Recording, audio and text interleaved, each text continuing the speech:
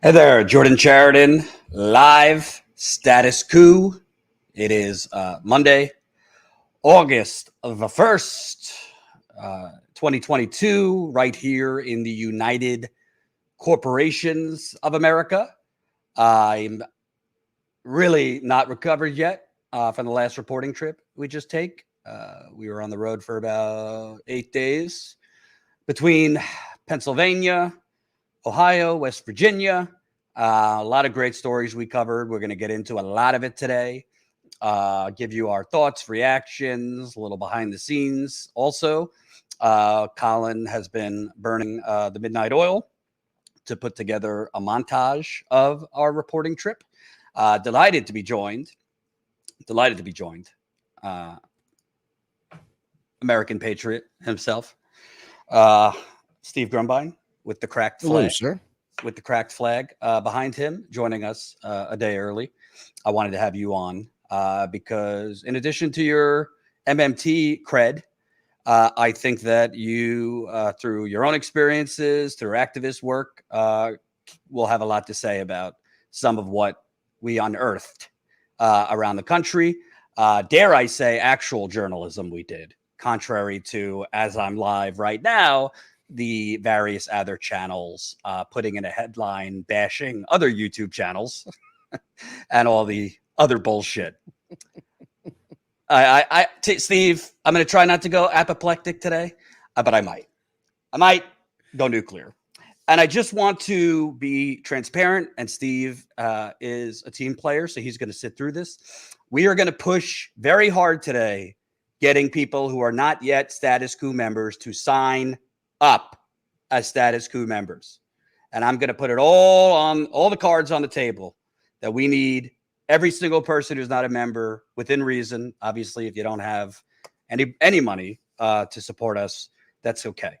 If you do, we need everybody that can today to sign up. You don't have to do it right this minute. Let me show you why you should sign up. But Steve, before we get into it, it's very hard with myself and just Colin between 3 states and 8 days to get, market it, shoot it, do the reporting, book the guests, and then after the fact, get the top moments from the trip. But I wanted to ask you, while we were on the road, it was extremely, almost like living in the Twilight Zone. It was extremely jarring to be on the ground, speaking with people that are, scavenging around their house, looking for change to fill up gas tanks, literally saying they're about to be evicted. Protest encampments we covered in Philadelphia on properties that poor Black people are about to be kicked out of. I mean, the list goes on. Homeless people we interviewed that are saying they're being hunted. And I would go back to the hotel and either we'd have a 10-hour pregame show on CNN for the January 6th hearing, like a pregame show all day for what was going to be said in the hearing, or, elitist wealthy people telling me we're not in a recession. So I thought that would be a good place to start. Let's just tee it up, and please smash that like button. Please smash that like button. I want to put 505. Colin, put it up if you have it. We got 20 members on this trip. We got 20 new members on this trip. Not good enough. Thank you to the people who signed up. Not good enough. I want to get at least 20 new members today during this live stream. I think we could do it. And we're going to give shout outs to all the new members who sign up. So there's the clock right now. Let's see if we can get 20 new members while we're live.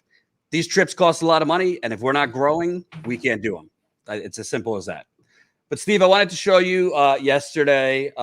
Let's look at Paul Krugman in his wisdom on whether we're in a recession and whether it matters. If you have that, Colin. Can we dispense with the recession debate real quick? Are we in a recession, and does the term matter? No, we aren't, and no, it doesn't. Good. No, we aren't.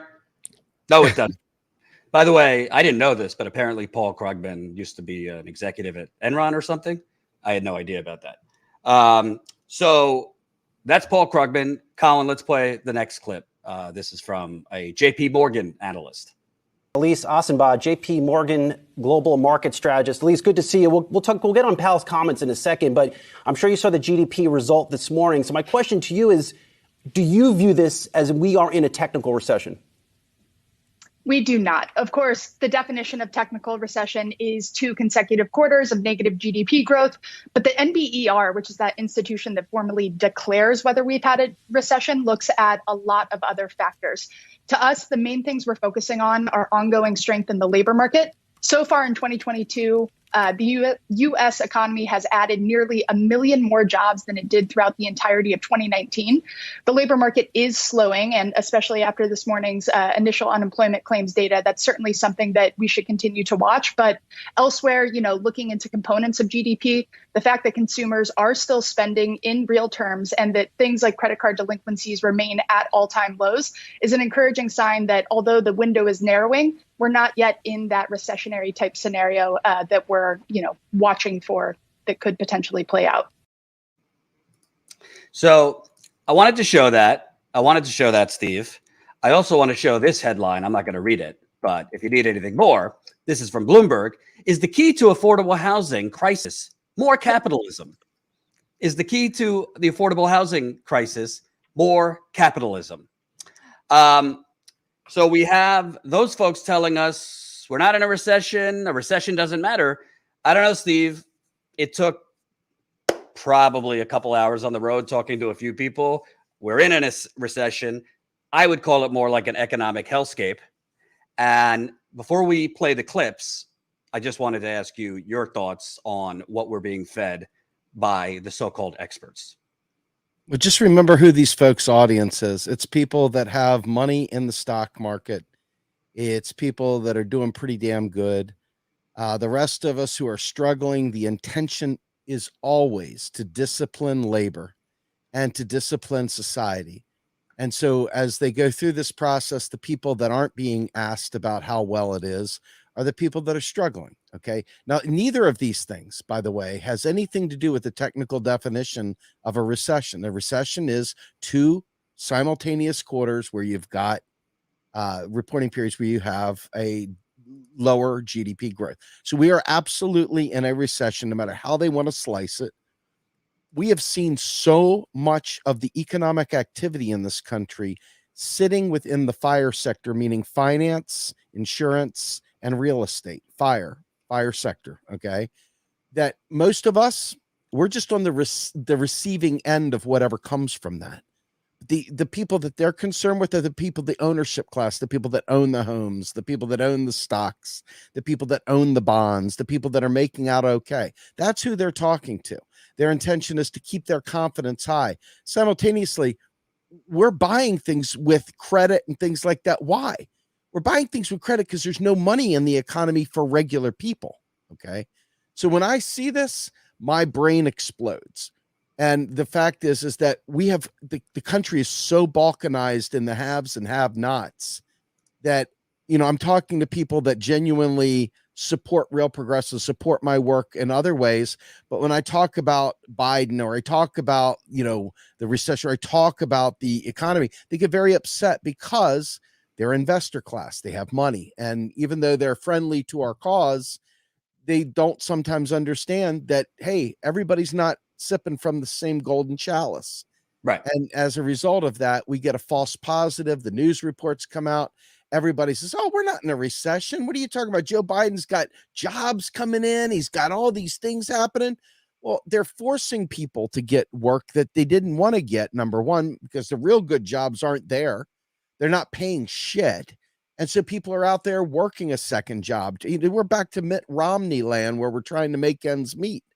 Right. Now, people did pay down their credit during the pandemic. Some people, not all people. A lot of people didn't barely survive the pandemic, if they survived at all.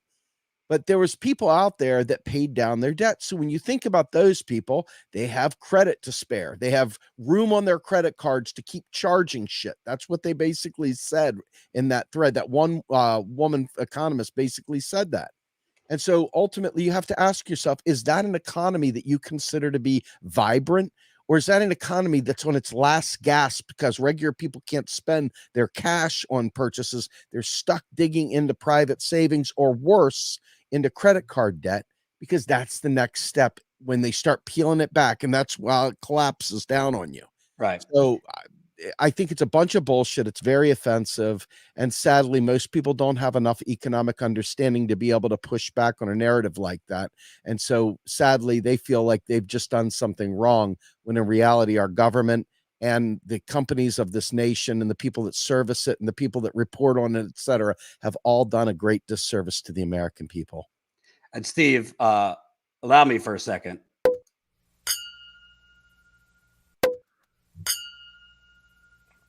All right, we need to get a better one. But this is the popping of champagne. So we'll have to get a better one. It's a work in progress. But this is the popping of champagne. Colin, let's work on getting a better one. Maybe we could have the champagne flowing out. We just got a new member. Welcome, new member Greg. And we just got 2 new YouTube members. So welcome Say Their Day and Real House Cats. So I said 20 new members. Now we need 17 more. That's 3 new. If you're going to sign up today, my preference is through our website. That's statuscoup.com/join. If you already signed up through YouTube, that's fine. But YouTube takes too much of our money. So please, if you're going to sign up based on actual on-the-ground journalism, statuscoup.com/join. Become a member for as low as $5 to $10 a month. And I'll give you shout outs. We got to find a better sound effect too, because that one was weak. But I'm going to give Colin a pass because he was doing a montage very quickly with me giving him a lot of notes. So, Steve, I don't want to show the montage yet because I want to build up the audience, but I want to play this first clip so we could actually show. Don't take it from the experts. Don't take it from me. Don't take it from Steve. Listen to the people, because I don't see the Young Turks on the road talking to the people. I don't see any of these so-called leftist channels. Forget on the road, even having the people on their show. They could sit comfortably in their studio and interview actual working people. They're not doing it. Nope. So Colin, let's start with the Philadelphia protests that we covered. If you don't know the story, Steve, gentrification, as you know, is run amok. You got colleges in Philadelphia buying up the west side of Philadelphia, University of Pennsylvania, Drexel. You're the one who said, Jordan, you got to cover this more. Yep. There's a lot of gentrification going on, i.e. economic terrorism going on in this country. Gentrification is too vague. It's economic terrorism, what's going on. And colleges and universities are a big part of it because they're, urban renewal, buying up properties so that they could expand, have more dorms for yuppie students, et cetera, et cetera. So I got wind in Philadelphia, low-income residents, disabled, senior citizens, predominantly Black residents in the west side of Philadelphia, which used to be called the Black Bottom. It was one of the few working-class Black communities in Philadelphia that they are getting evicted in September so that the landlord could sell to a greedy real estate developer and push these people out. What they're going to do with the property, I have ideas. It's right in the middle of West Philly with Drexel and UPenn. So the residents said, we're not going to just take this. And they invited community members to pitch tents on the property and protest this. Colin, I put in some time codes there. Let's show some of the clips from the live stream that CNN is not covering this. Young Turks not covering this. MSNBC not covering this. Barely even local Philadelphia media is covering this. But here's some of our coverage there, if you have those. This is the residents we're camping out, because this could be us in 2 months if we don't find housing. We could be homeless. This is all I know. My doctors are here. I shop here. The people where I shop at knows me. When I moved here, I was in my 30s. Now I'm in my 60s. So that, my whole life is here. So to move and start all over, I don't mind starting all over, but where do you go from here? Because everywhere we go is where they want to build again. And then we got to move again. The market of the rate of housing is not meeting the money that people are making. And if they're going to keep it in this manner, which they should not, but if they keep it in this manner, then you have to accommodate those. And a lot of Philadelphians, I'd say about 75% of Philadelphians cannot meet the money market of house. and people need assistance, and then assistance is getting thin because landlords are not accepting vouchers and that sort of thing. So that's starting to become minimized as well, because that was used as the base to help people who couldn't meet the housing market. Now that's being minimized because landlords don't want to accept now, because everybody is all about the almighty dollar. And this where this type of thinking has to end, because it's hurting the whole economy as a whole, because you're taking from people that don't have a lot. Y'all been doing this to people for what, like I said, well over half a century, just pushing us out because y'all want to bring a more fluid class of money in here. But you just can't push people out with no options. They pushing people out with no options. That's why we stand. That's why we rise. That's why we fight, because there is no other option for us. And I have a question. Why? These are our homes. I mean, nobody don't want to be pushed out of their homes. So that's what they're doing here. And I would like to know why. Wherever the change comes, that's what I call it. When everything happens like this, the change. Whenever the change comes, we have to move. So back to my question, why? Why we're not a part of the change? Why can't somehow we could fit in that change? Steve?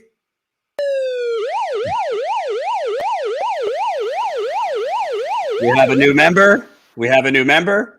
Sorry, if that's a little better at this moment than the welcome JS and Greg, new members, plus Adrian. You guys are coming through. I was feeling very down about this trip because we didn't grow, and we already got 5 new members. That is now only 15 left to go. Only 15 left to go of the beginning of the show goal. Maybe I should have made it bigger. Now, smash that like button. We need 15 more members, and I think we're going to get it. If you can sign up, do it through our website, statuscoup.com/join. Steve, by the way, announcement, I'm going back there tomorrow night. Because, of course, Steve, a judge, if you notice the tents in the background, a judge has ruled those protesters need to leave. Jesus Christ. A judge has ruled those protesters need to leave. So far, the cops haven't come. They could be doing it tonight for all I know.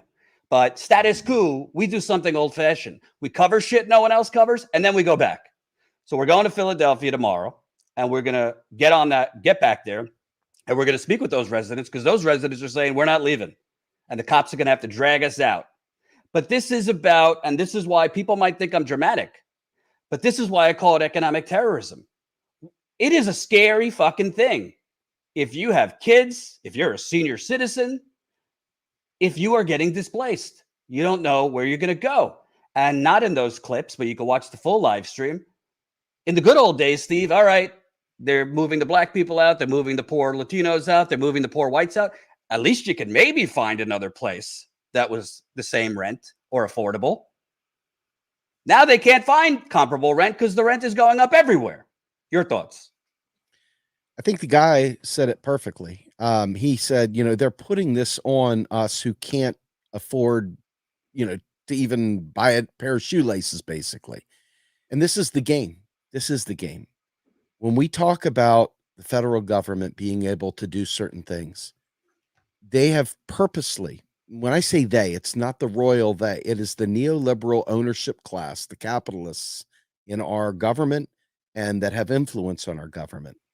Those individuals, the goal that they have is to keep the onus on the little people to make good decisions, to always be able to know what's going on in the market, for them to know what to do, and shouldn't have rented that property. It was more than you could afford. Never, they don't ever put it on the ownership class to build an economy that is conducive to life and for people to not be the ones that have no resources, but having to find a way to struggle and crawl through the muck of this world to be able to exist. And there's a lot of tone deaf people out there. When I say things that burn their ears, they can't handle it.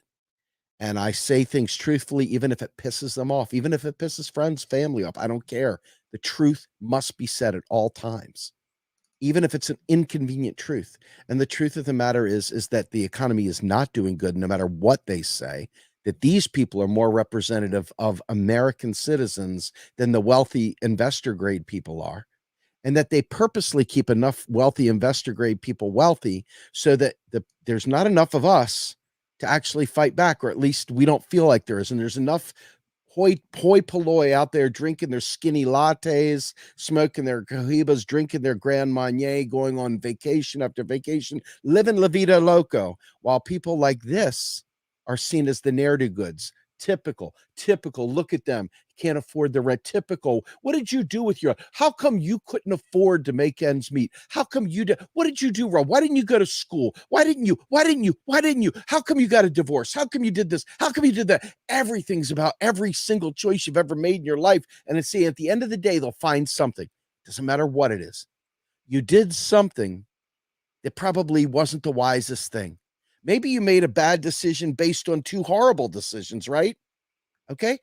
Point is that they will put it on you. And there's no discussion pointing upward at the rape and pillage that is coming from the ownership class, the capitalist class, these scumbags. There's no discussion about what they're doing. None. It is only on the bad decisions of regular people who are just trying to get by. And so when I see videos like that, it disgusts me, Jordan. Go ahead, buddy. I'm sorry. Enough is enough. Enough is enough. That's what he says. Man. Come on, man. Come on, man. Come on. Steve, we have a new member. Welcome, Lori. Holy cow. Lori, JS, Greg, and 3 members on YouTube. That's 6 new members. That means we got 14 to go. Steve, I'm going to give you a truth bomb. I'm 30. I'm going to be 36 years old soon. I'm not getting any younger. I got a growingly fat belly. Colin was burnt out from this reporting trip. And it's hard. The reporting we're doing, we had a meeting about it this morning, myself, Colin, some other people. It is not economically wise to do this reporting. When we're on the road, we're going live, if we're lucky, to 300 people because YouTube doesn't want to recommend any of this shit. YouTube does not want to elevate real reporting. Frankly, I could barely get people in independent media spaces to retweet me, much less cover this shit, which is a whole nother subject. So if we're not getting new people to sign up, it's prohibitive to go out on the road and cover. We can't. I'm not going to go crazy over the views because that's a problem across the board for independent outlets. They're squeezing independent outlets. However, if people want actual journalism, because last time I checked, I don't mean this arrogantly, I don't see anybody. I mean anybody but myself, Colin, a couple freelancers doing this kind of work on the ground. So I'm asking all of you. I know what we're covering is inflation, economic hunger games, misery. If you can't do it, we get it. Tough times for everybody. But if you can, our lowest level to sign up as a member is $5 a month. That's 16 cents a day. Okay. Think about what you spend 16 cents a day on. If it's Starbucks, even though I'm down with the workers, the coffee sucks. Sorry. If it's Starbucks or whatever else, redistribute that to Status Coup, because I'll tell you what, I'm having conversations. We got a guest host that's going to come on later this week. We have somebody else I just spoke with about doing a weekly media criticism video, well-produced. I got, this shit isn't free. So please, please, please consider signing up. We're going to show you more of what we did on the road that you might have not seen because YouTube doesn't share it. And by the way, Real Progressives goes through the same thing. You guys are trying to do, educational content that is not sexy, does not go viral on YouTube. You're lucky if you break past, 50 to 100 live viewers. And you're putting a lot more work into it, a lot more thought into it than the fucking hucksters that are just doing hot takes, food fights on the internet and getting millions of views. So we need your support. And I understand if you can't do it, but if you can, sign up. I don't really care if you agree or disagree with every one of my political takes. You don't have to agree with me on every little thing. We all should agree. We need more of this on the ground reporting. So smash that like button, sign up as a member. We'll read super chats at the end. We're going to show a montage video in a few minutes. I just want the audience to build up a little bit. So I want to move on to the next story. And you might have not even seen most of these stories because you're a busy guy too. So you might be seeing it for the first time. Holy cow. Roberto Lewis just signed up. Now we're really moving, Steve. Thank you for being a good sport, sitting through my PBS telethon theme here. Roberto, welcome, pal. Just signed up as a YouTube member. So we have 13 members to go. 13 members to go. Steve, I want to show you another thing, because what we're covering on the road, you will, I promise you, the clip I'm about to show you, you will never, ever see on CNN. You will never, ever see, frankly, I don't even think on the Young Turks, independent outlets. We took the effort to find, and it's not easy to find where they are, encampments where houseless people are living.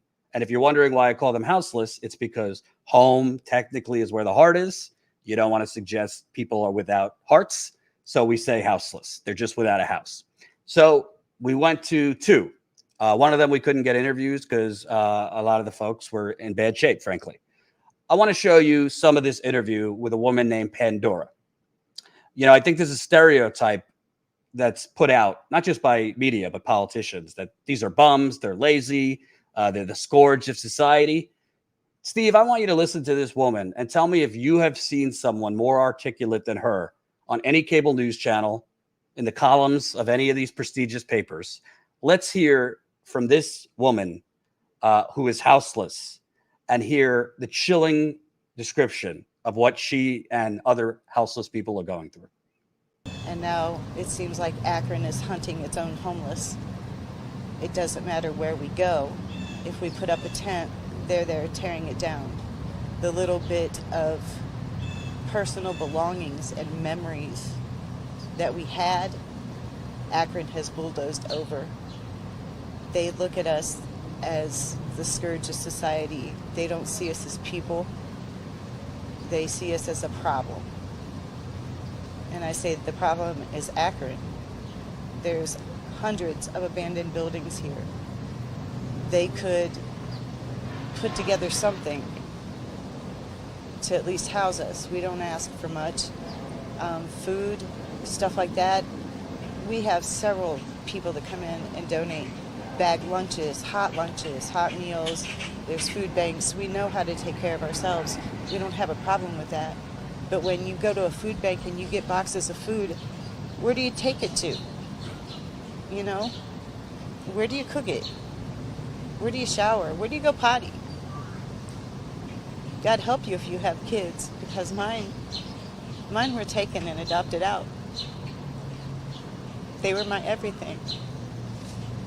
I didn't just take away my home or my chance of a reprieve so I could catch my breath so I could get back on my feet again.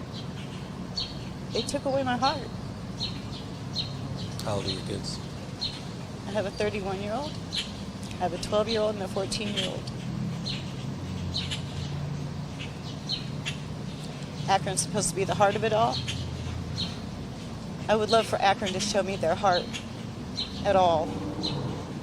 And did they take away your younger kids because you were houseless? Because I lived in a bando. Even though I had utilities on and everything was okay, it might not have been as legal as it should have been, but they were taken care of. It seems to me the budget for the police here keeps going up. It's $60 million, I believe. $4 million for public health. You mentioned all the abandoned homes that they could be making into affordable housing. Right. The priorities, not just here, I mean all over the country, are so twisted. Yet we're told, the news tells us the economy is coming back. And show me where the economy is coming back and I'll show you a population in the homeless camps that will astound you.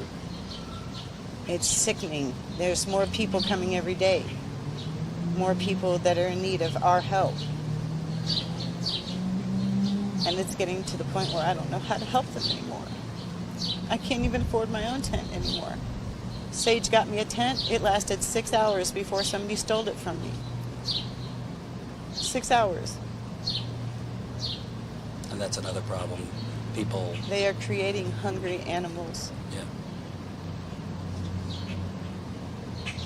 People are desperate. They're hungry. They're tired. They're dirty. It's hot. And I'll tell you, as bad as this heat is, nothing is as bad as being homeless in 2 foot of snow with nowhere to go to get warm. I know. I'm not going to play a siren because that was a somber clip, but I just want to give a shout out. 3 new members: Eric, Allie, Brandon. You're joining Lori, JS, Greg. So that's 6 members through our website, 4 through YouTube. So we've already gotten 10 new members today. Keep up the pace. 10 more to go to the 20 new member goal. Hey, at this rate, we might even be able to get beyond 20 new members. But Steve, the reason I'm pushing membership so much is not, I mean, I actually don't even make a lot of money from this company. I'm making like 50 grand less than I used to at the Young Turks. The reason I do is just this trip. I haven't looked at every single dollar. It costs us almost 3 grand. And that's driving. So for other trips where we have to fly, it's much more expensive. And I don't think people really grasp that to do actual on the ground journalism, to show those kind of stories, it requires money. But if we don't have the funding to, who is going to speak with that woman? Really? And I don't mean it because I'm so great. Anybody could do what I'm doing. It just takes a will, determination. Yes, a little funding. But I showed this not just to my parents, a couple right wingers. I showed that clip to. You know what they said to me, Steve? What's that? Wow, I don't really actually, I've never imagined a homeless person like that. She was really, really smart. And one of them said that totally changed my mind. Your thoughts? I didn't want to get into economic activism. It wasn't like some decision. I didn't wake up one day and decide this would be something I'd be involved in. I'm on the other side of that. I came from being a director at Verizon, director at Comcast, to losing my career and getting divorced and losing all sorts of stuff. And it opened my eyes because I was trying to live based on a life that I no longer had and no way out of it and no way to fix it. Bankruptcy was lost to me, student debt piling up, all these things. And it was always because I saw things like this happening in real life, because I come from addiction as well. And knowing this is real and knowing these stories are real, and it's only getting worse. And I lived in Washington, D.C. in that area. And so you could see this all the time. Okay. Most people ignore this. They just say, the poor don't vote anyway. Who gives a fuck? And the problem is that the reason they don't vote is because of exactly what this woman said.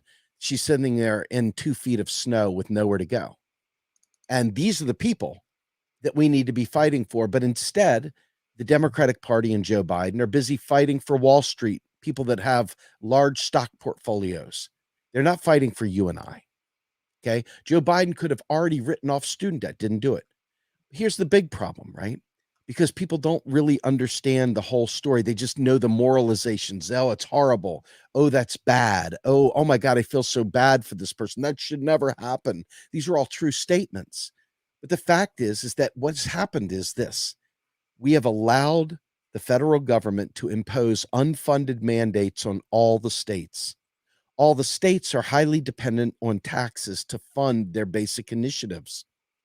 Because they have gone and created this new race to the bottom, what is happening is that states are lowering their tax rate for corporations like Amazon to set up shop in their backyard, where they give no real jobs to anybody, few jobs, but nowhere near the kind of jobs that would need to justify the kind of tax avoidance they get. Or they move to Texas, or they move to Kansas with Sam Brown back. And so you end up leaving these pockets of people like Akron. Akron is a typical Rust Belt area. People refuse to acknowledge this stuff, number one, because they won't talk about it. And number two, because when people like me do talk about it, people ignore me as well. They think somehow or another I'm wrong, which I'm absolutely not, by the way. And so we're dealing with this fake knowledge, this idea that leaves it on those people. Why aren't they making better decisions? Jordan, the fact of the matter is that as long as people like you cover this stuff, we have a shot. It's when people stop covering this and we start making excuses for why the Democrats can't possibly do anything because poor people don't vote anyway and things like this. Persons like this individual will never have a home. They will never, ever be able to achieve anything in life because they'll be too busy just trying to survive. And that in of itself is a huge accomplishment given the shitty neoliberal world that we're in. And the fact that we ushered in the biggest 50-year neoliberal of them all in Joe Biden We have now really put the screws to people like this, because it was one thing when we could have fought collectively as a unified front against Donald Trump. But now we've lost 75% of the brunchers. 75% of the brunchers are back to sleep checking their stock portfolio, only to see people like this have no one fighting for them at all. Zero. You know, we went and talked at a Medicare for All rally this weekend, and I was able to go through DC, and I saw homelessness all over the place. I saw people really struggling. There's no one. And we have, I think the Democrats have a supermajority now. I think they do. I think they have the House, and I think they have the Senate, and I think they do have the White House, and they still aren't doing anything about it, just like they didn't do anything about Roe v. Wade when they could have codified it into law.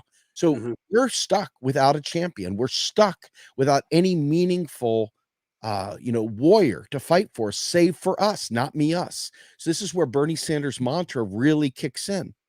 We have allowed this to happen on our watch, moralizing there were no alternatives, moralizing there was no hill to die on. We need to fight, and we need to be fighting hard, because this story right here, unless you watch that video every day, all day long, round the clock, it's going to be gone. You're going to forget it unless you're living that life. And if you're living that life, we need more of us who are struggling too, but maybe able, because we have a microphone, and maybe because we have a camera, and maybe because we have an organization, maybe we can be your voice.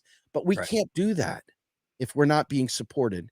And quite frankly, if you look, there is no one in Congress, no one in the Senate, and absolutely no one in that White House that is doing a damn thing about this. Not a damn thing. And what are we going to do? We're just going to hear, what do you want, Trump? You can't even fight against it without somebody coming back with some lowbrow, what do you want, Trump? You can't even say the truth without somebody coming back saying, what do you want, Trump? No, I want the fucking people to have houses. No, I want to have health care. I don't care about what party it is. I want health care. I want dental care. I want these people to not be living in tents. I want them to not have their children taken from them, all in the name of vote blue, blue wave. There is no alternative. That's bullshit. And we've got to start becoming loud, and we've got to be ungovernable, because if not, this is going to happen, and there is no champion, Jordan. No champion whatsoever. None. Performative champions, performative people, performative bullshit. Nothing substantive. And I've been preaching this for a long time to the derision of many people. But the truth is the truth is the truth. And until you're suffering, and until you're in that position, and you see this and you realize they're not going to do a goddamn thing for us. Once that light bulb goes off and you say, shit, we're on our own, you start making some different decisions. Our government is supposed to be fighting for us. And it's the state and local governments are very constrained. They are extraordinarily constrained to tax receipts. They have unfunded pension liabilities. They have unfunded mandates across the board that they've got to account for. The state of Pennsylvania, like I've said many times, is using fracking to support their education system because of a lack of revenue. States can't handle this. The federal government must step in. We have a massive neoliberal problem, a problem of privatization and scolding of the poor. If we don't fix this, Jordan, these people are going to die, and we're going to become one of them. Because as BlackRock buys up houses, as the elite corruption goes unchecked, folks are going to get smaller and smaller in terms of their ability to survive, and eventually they're just going to get squirted out into this neverland where people are ignored and allowed to die. And oh well, you can't get caught up in helping those people. Eventually they pull you down. It's like the drowning man syndrome. We've got to Karen our way out of this. That is what we're facing unless we take this shit seriously. And I'll be damned. I'm willing to break eggs. I'm willing to create an omelet. I'm sick and tired of walking around gently and pitter-pattering around while people sideline the truth, ignore the truth. And then guys like me have to deal with bullshit trolls all the time. These people are where the real battle is. We've got to save them. We've got to fix this. And by fixing them, we fix our own lives. By fixing them, we fix our own lives, because this government is literally run by corporations trying to extract the last pennies out of our lives. Right. They're not there to help us. They're there to create purchasing power so that we have to buy their shit. And that's that. We're stuck. We're slaves to them. Before we play the badass montage that Colin put together, quick announcement.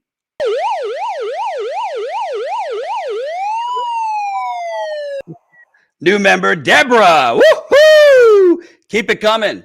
And I'm not doing this for shits and giggles. We need everyone who can to sign up as a member.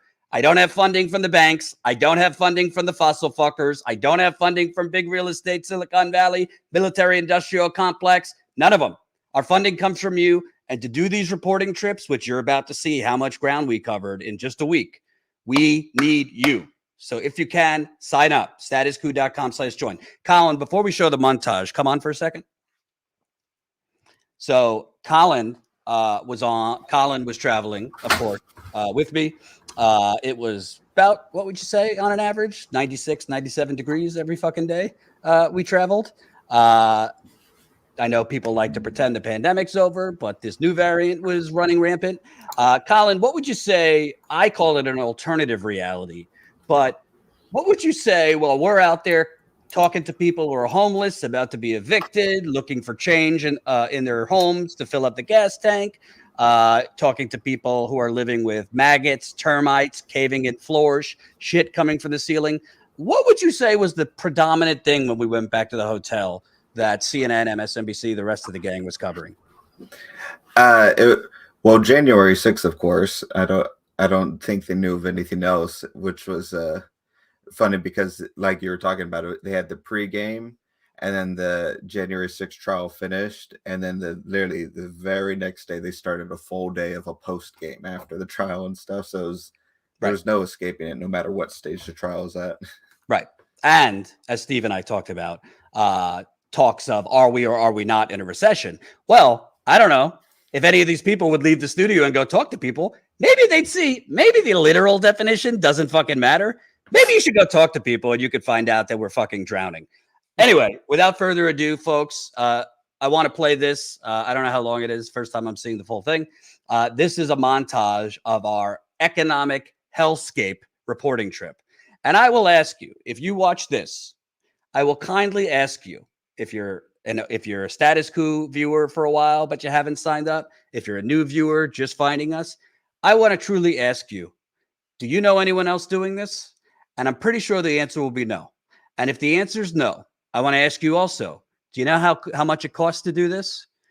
If you say probably a lot, I hope those two questions and answers, no one else is doing it and it costs a lot of money, will persuade you.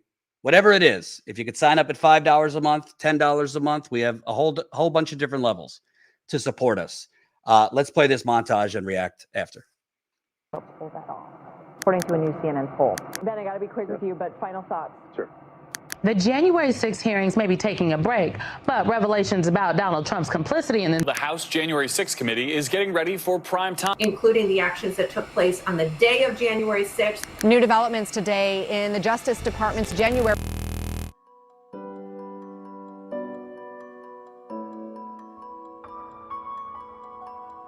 We're not asking for the $100,000 salaries that they're giving to their appointees. I just interviewed houseless woman in Akron, Ohio, and asked her about, the Biden saying that there's a historic economic recovery.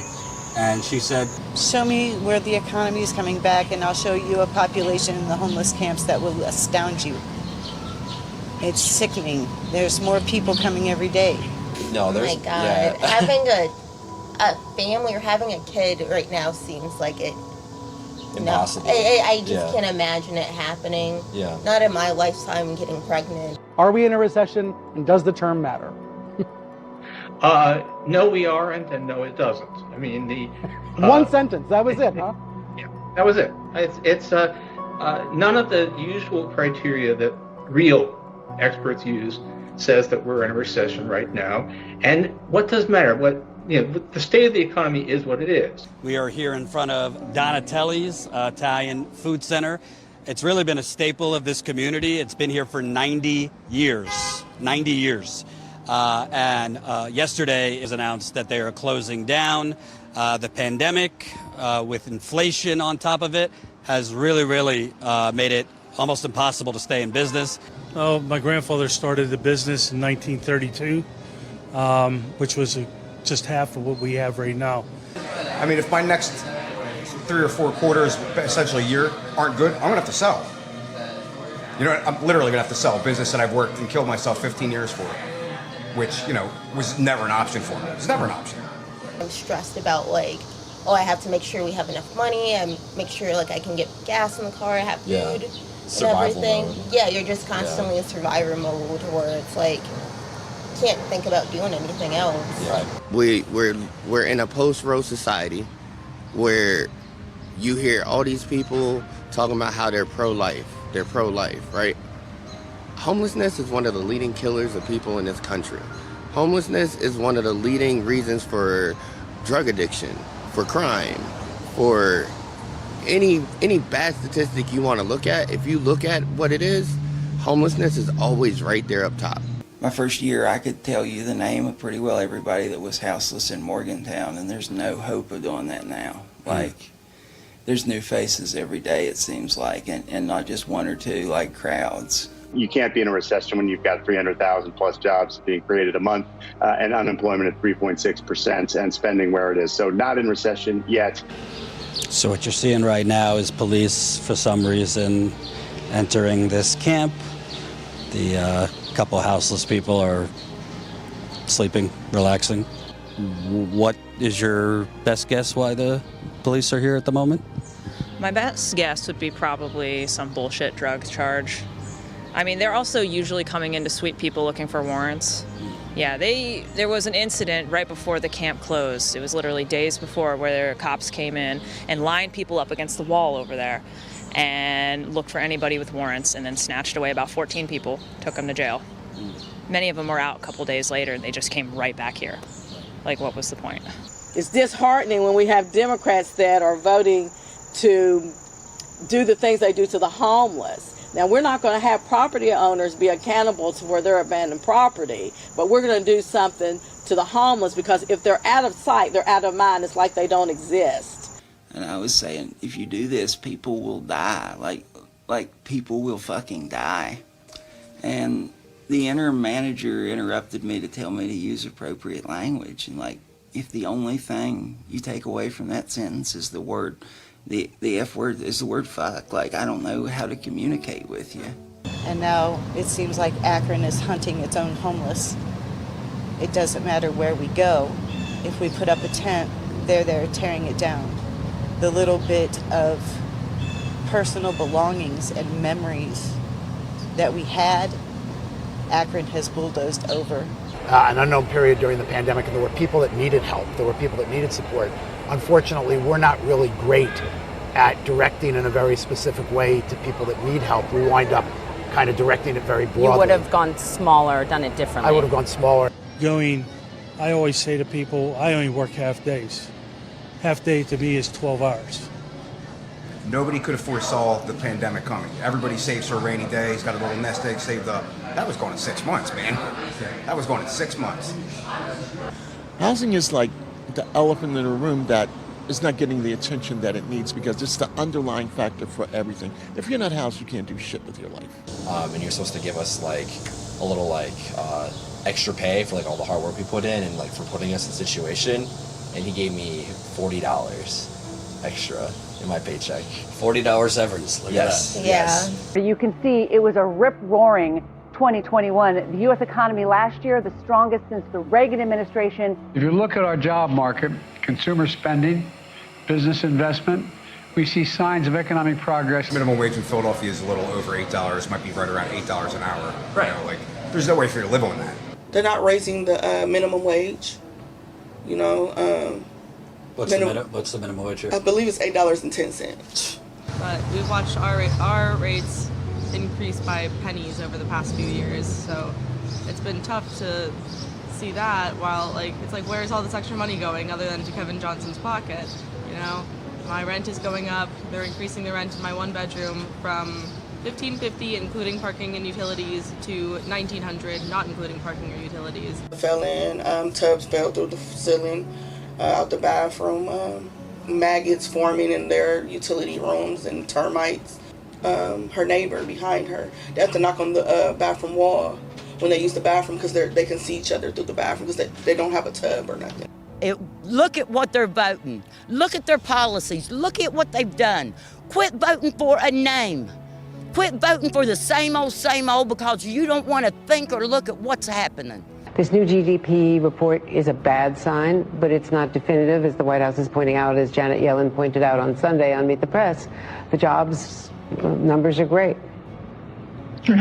Exactly. Just everything's rising. When I first got my car, it's a 2016, it was $25 to fill up.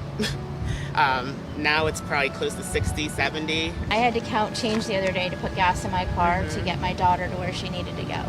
Like, yeah, it's a struggle, it's a scrape. This is the residents we're camping out, because this could be us in 2 months if we don't find housing. We could be homeless. God help you if you have kids, because mine were taken and adopted out. They were my everything. Akron didn't just take away my home or my chance of a reprieve so I could catch my breath so I could get back on my feet again. They took away my heart. I mean, I don't mind starting all over, but where do you go from here? Because everywhere we go is where they want to build again. And then we got to move again. Build again, and we got to move again. I feel like everybody wants to say entitlement, and I feel like, yeah, we deserve some entitlement. We deserve representatives.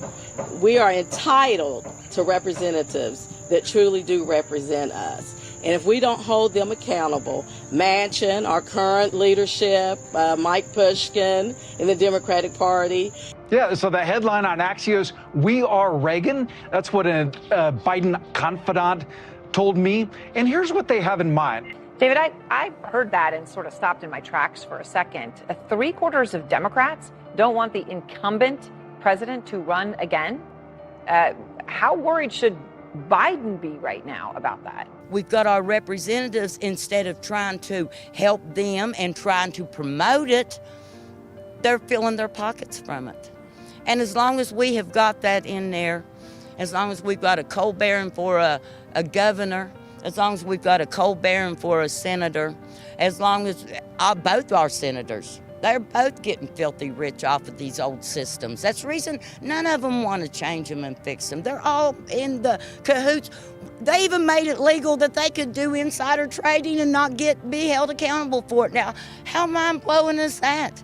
They get information none of the rest of us get, but they can legally do that now. That's what I'm saying. We keep getting this lip service and we're not getting anything. And at what point are we going to get fed up? I mean, with both parties. I mean, and that's what's happening. Yeah. People are getting fed up with both parties. All these voters and the Democrats and Republicans, it's just what, red team versus blue team? It's all the same team. It's just bread and circuses, and I'm hoping people will start to see. I'm sure they are. I mean, nothing has changed really with Biden versus Trump.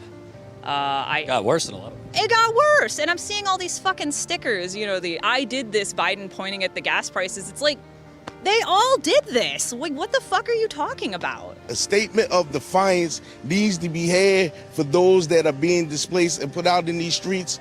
I'm addressing y'all directly right now. Stand up, because if you don't, you lose. We lose as a people if you do nothing. So standing up is vitally important. All we have got is you and ourselves to get out here, and we've got to go protest. Well, that's all we've got. We don't have the money for that kind of media, for that kind of outreach. That's the reason it's going to take all of us joining our resources and our voices together. I think we need to tell these stories, cover things, not when they're breaking, like breaking news, but when they're breaking, like shit's breaking. Society is breaking. The culture is breaking.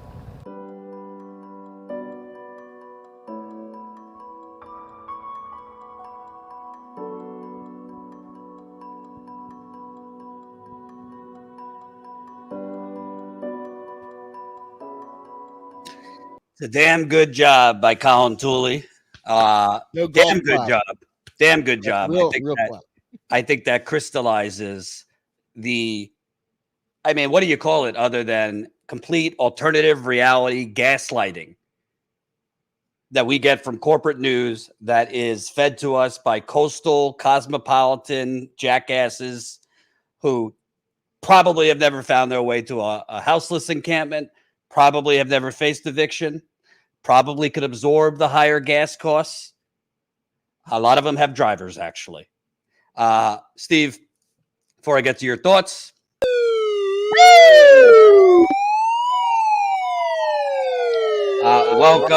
welcome new Status Coup member Joe.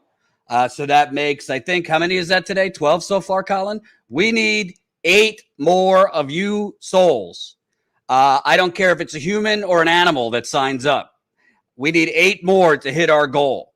I kindly ask you, and I kindly beg you, okay?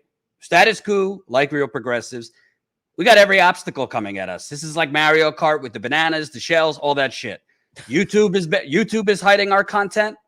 The stuff that goes viral is not those interviews. It's, Jordan fucking Peterson bullshit and, Steven Crowder nonsense and this YouTube channel fighting with this YouTube channel and bullshit, basically hot air balloons of content, nothing substantive. That is what YouTube will elevate. That is what will go viral on YouTube. That is what will go viral on Twitter, TikTok, the rest of them. So the only chance we have to continue growing, and when I mean growing, I mean get some more people in here, reporters, street hosts. We got to grow our membership, even if it's $5 at a time. So please sign up. We got 12 so far today. We're trying to hit 20 new members today. Think about it. 16 cents a day. That's $5 a month. If you don't have 16 cents a day, that's okay. Some people really don't. If you do, I really ask you kindly, please support us. You don't have to agree with every political opinion I have. I'm really fucking sick of seeing, but he's telling us to vote blue no matter who. So who cares that he talks to homeless people and poor people? Who cares that he actually goes out there and talks to people, exposes real fucking suffering? He says vote blue no matter who. I don't give a shit who you vote for. Vote, don't vote, vote Democrat. I hope you don't vote Republican. Vote Green Party. Vote for the fucking, I hope you don't vote for the Forward Party. But my point is, vote or don't vote however you want.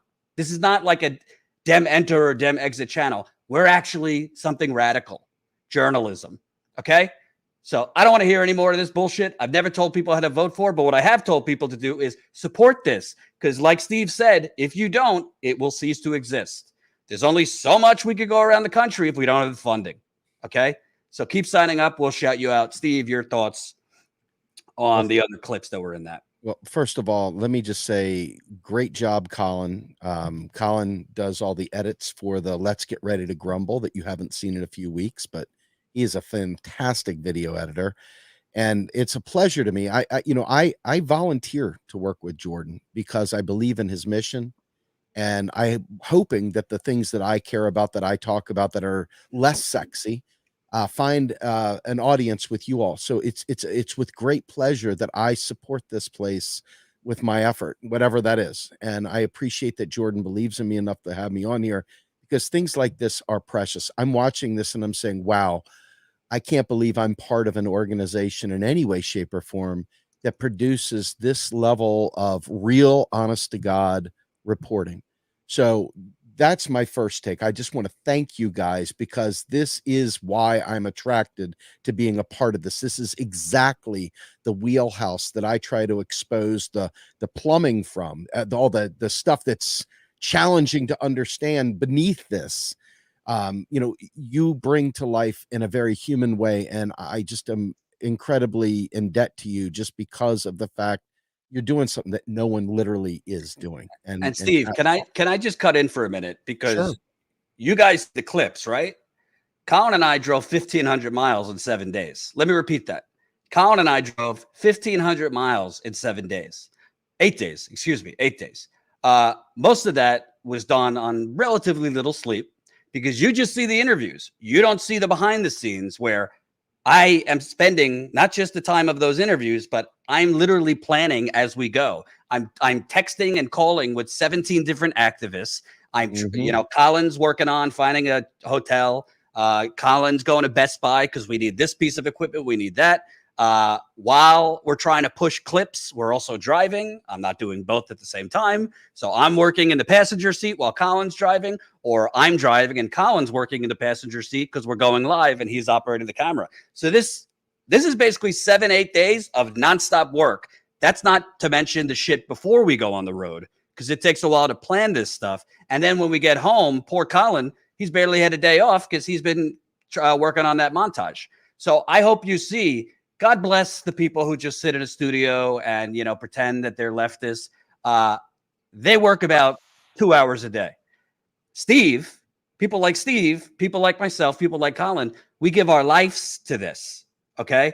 So you're not just supporting what you see on camera. You're supporting everything that's off camera that you don't see. Sorry, Steve. No, I mean, that's just exactly the truth. I mean, when you in this business and people don't realize all the prep work it takes to get to the finish line, and they're off doing whatever things that they do with their lives, oblivious to all the planning, all the prep work, all the real hard work, the pushing the family away and say, I know I want to spend time with you too, but I got to do this thing. A lot of people won't make that sacrifice, and you feel it in activism every day. Folks, you raise your hand, you feel it. People, yeah, I'm sorry, the next episode of Stranger Things is coming on tonight. Just can't volunteer my time. We're going to go on a picnic today, going for a walk with some friends. Can't do it today.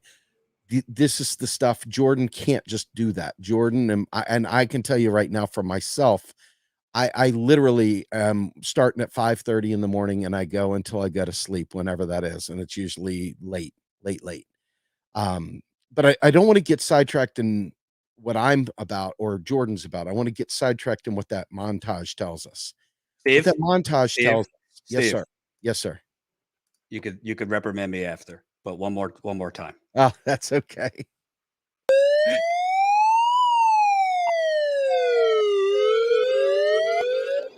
Welcome new member Janeth, Sylvia, Sarah, John. So 4 new members. That's 1, 2, 3, 4, 5, 6, 7, 8, 9, 10, 11, 12 on our website.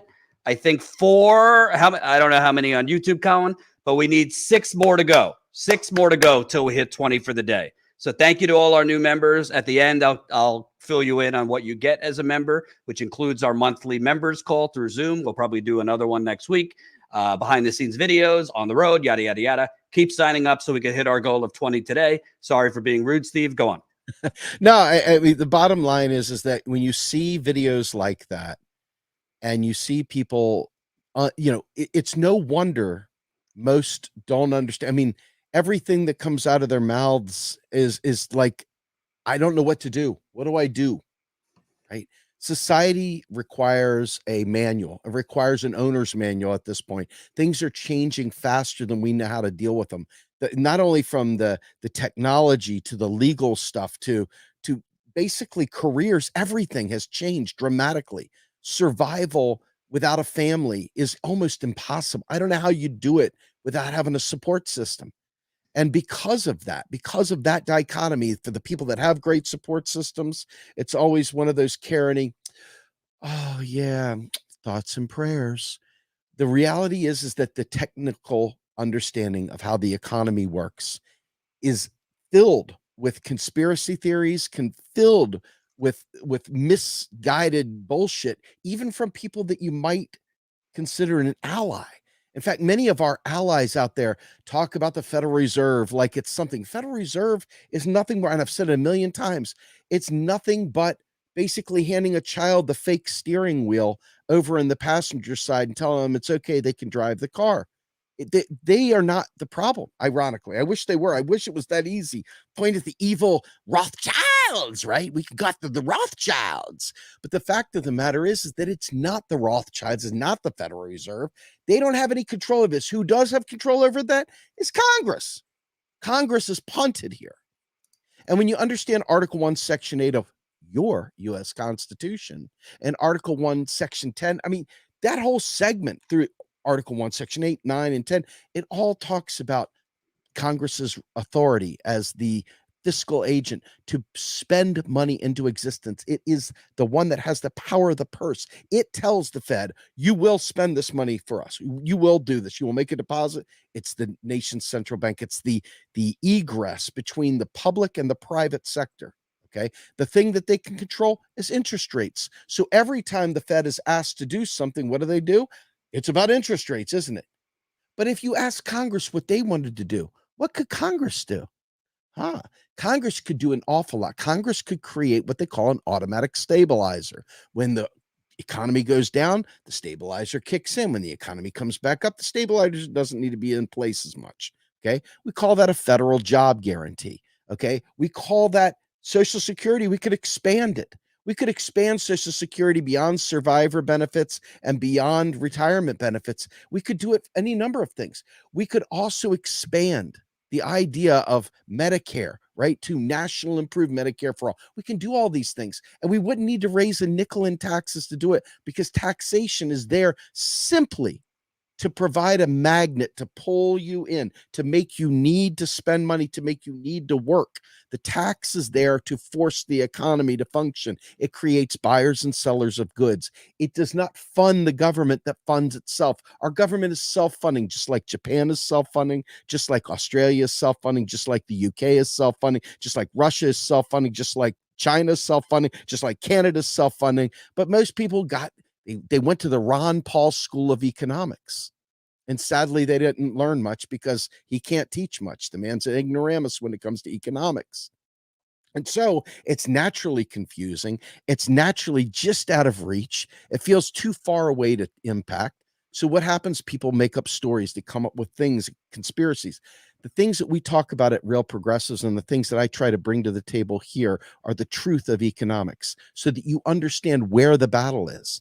Because when people wax on about the Federal Reserve and don't really understand what the Federal Reserve does, the powers that be up top, they're not going, oh no, they're on to us. They figured out the Federal Reserve. The only thing federal about the Federal Reserve is the name. It's about as private, about whatever, right? All this stuff.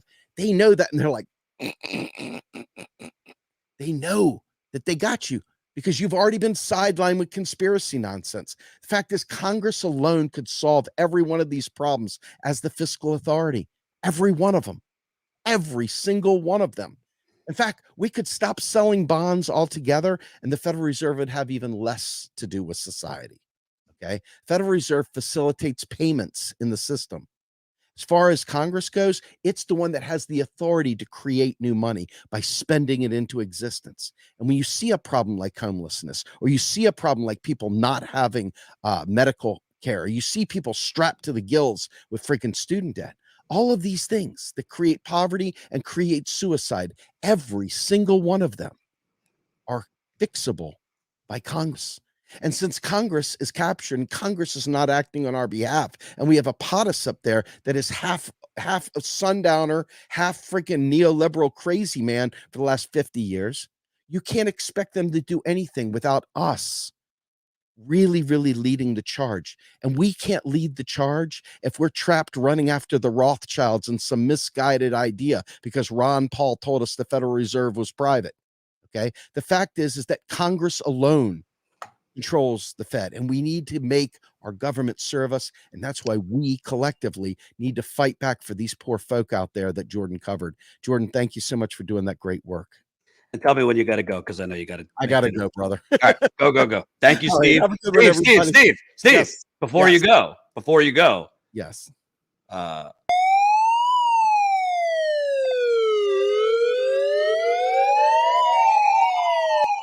22 new members. 22 new members. Let's fucking go. All right. Goodbye, Steve. Love you. See you later, man.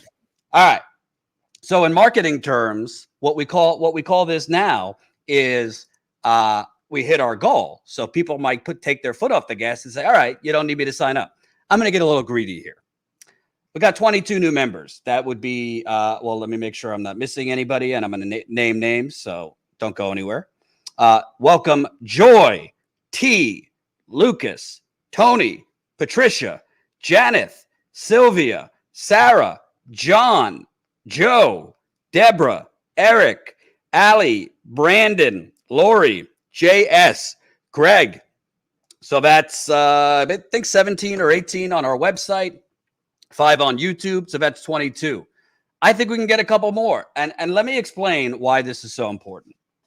Let me explain why this is so important, because I really understand that for a lot of people watching, maybe you support other channels, maybe you're working 3 jobs, you just don't have it. But for those people that are new here, for those people that might be able to swing $5 to $10 a month, let me explain why this is so important.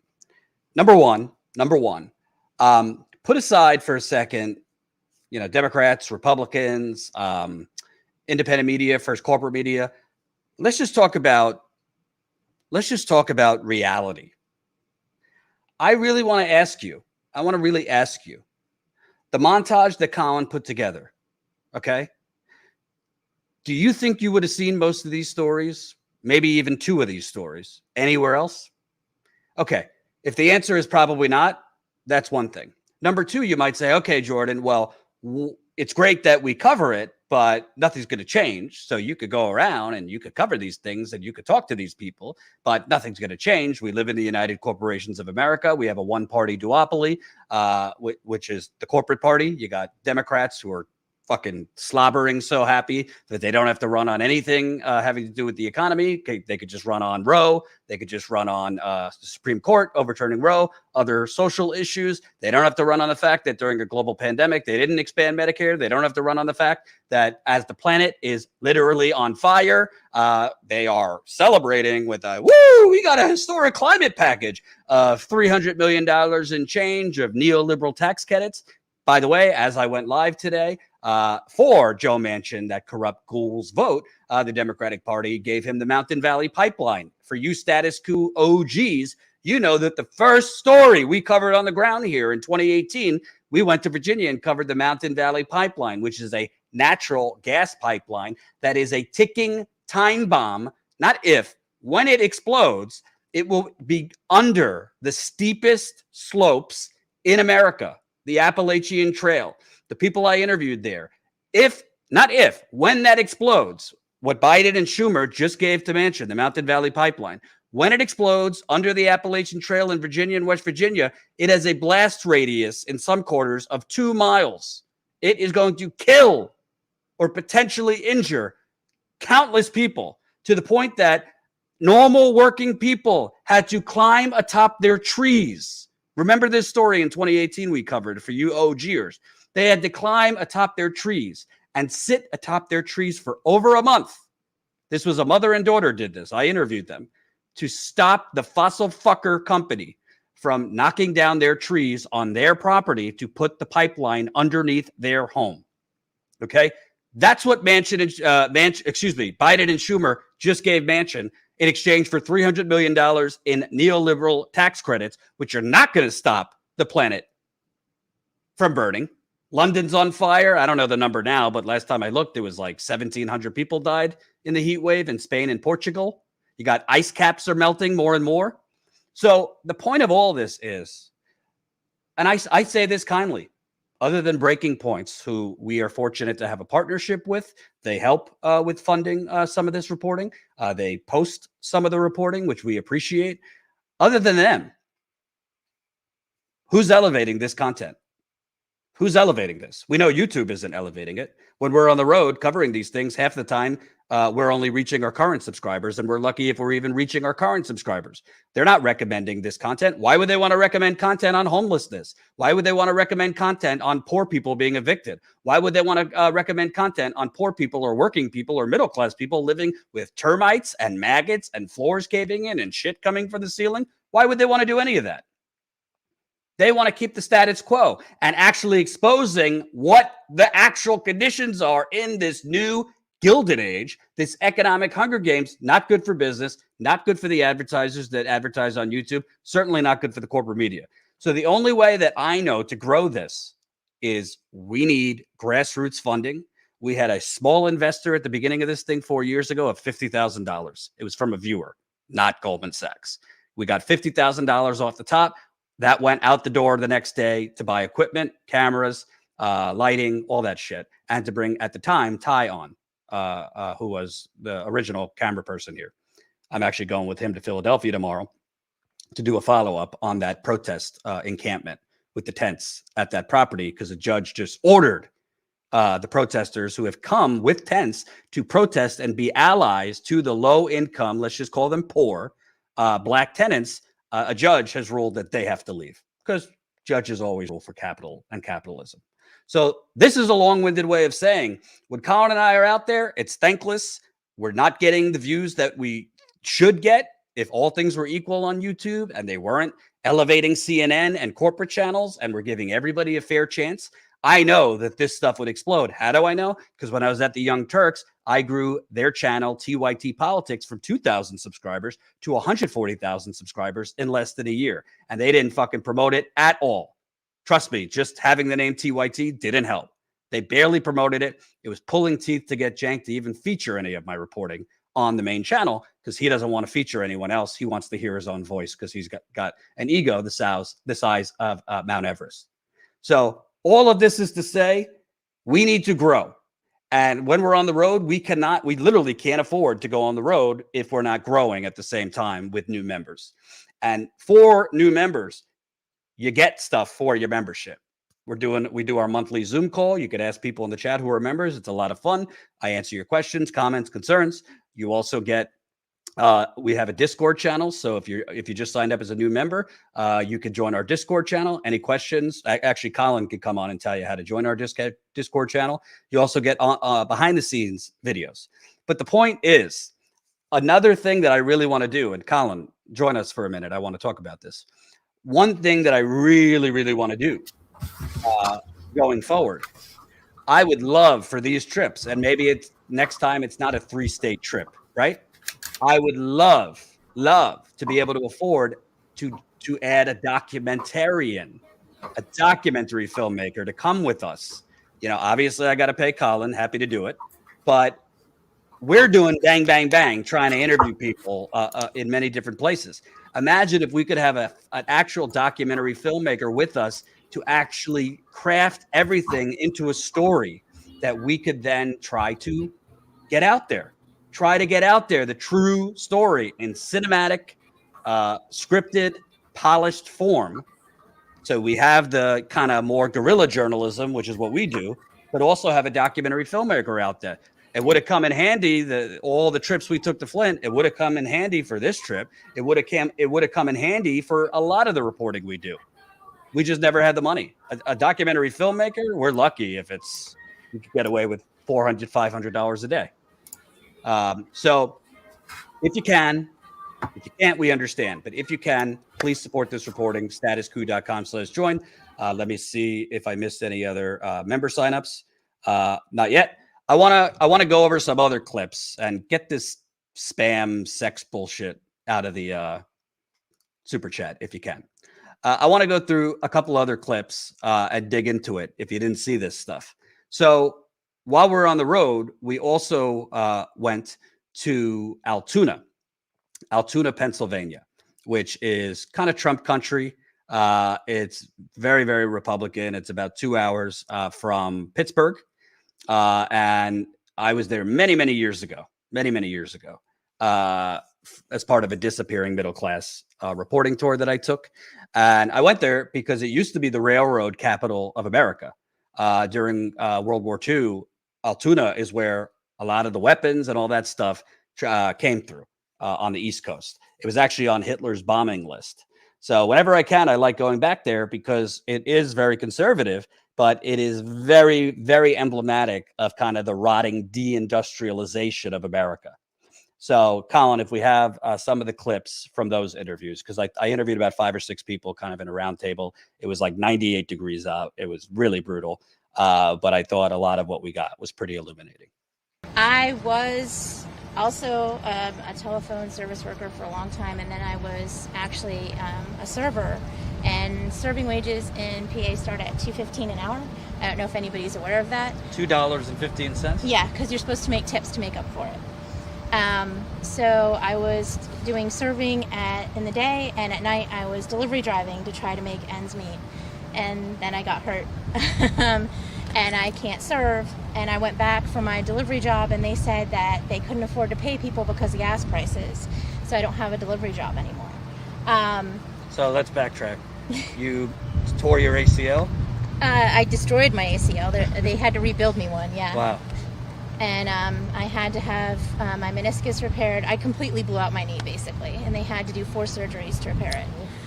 What was your bill for that? I haven't looked.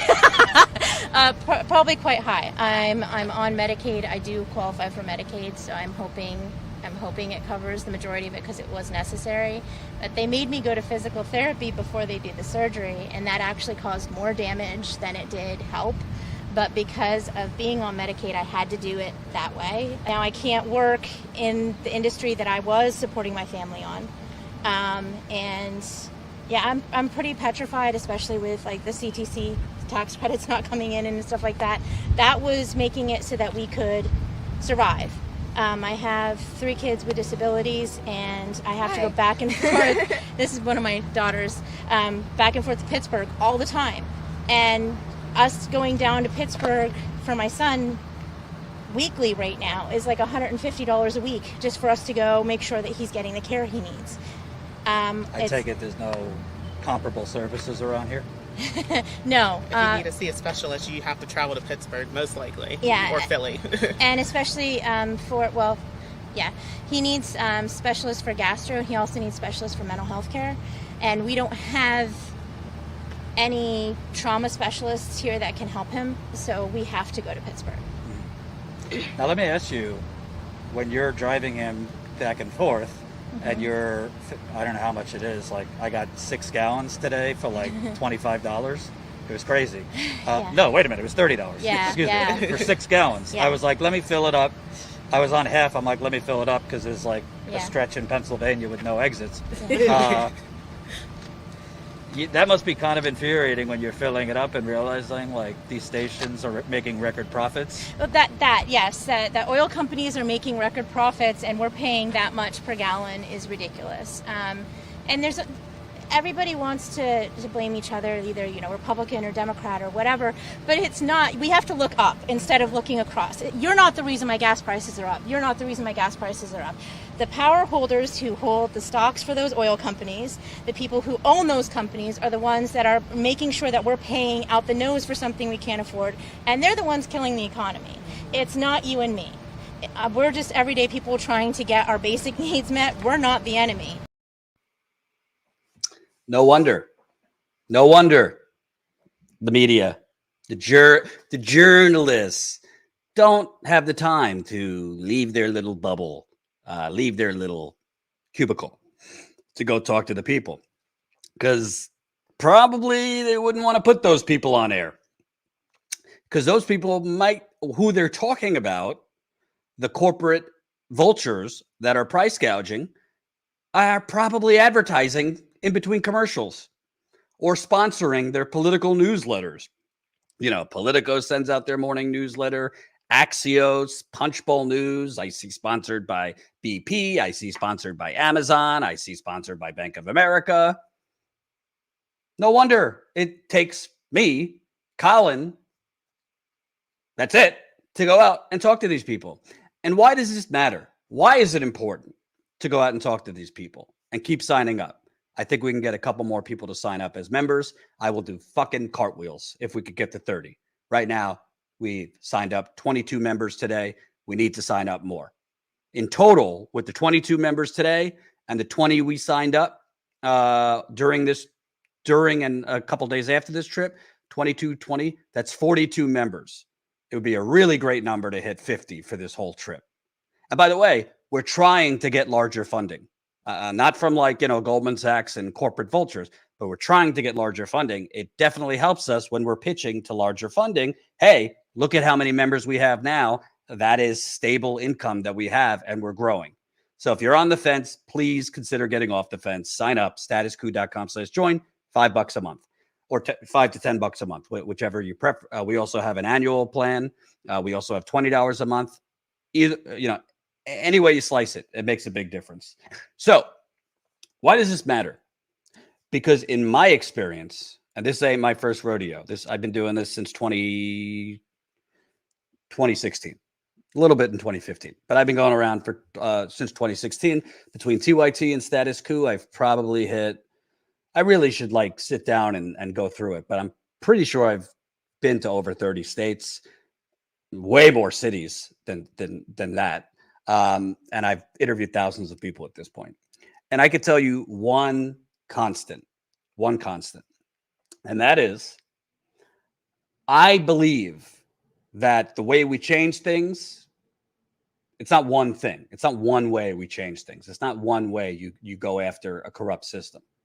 But part of the reason that things don't change, part of the reason that we have such a systemically corrupt system is because we have a status quo. And that status quo is propped up by corporate media.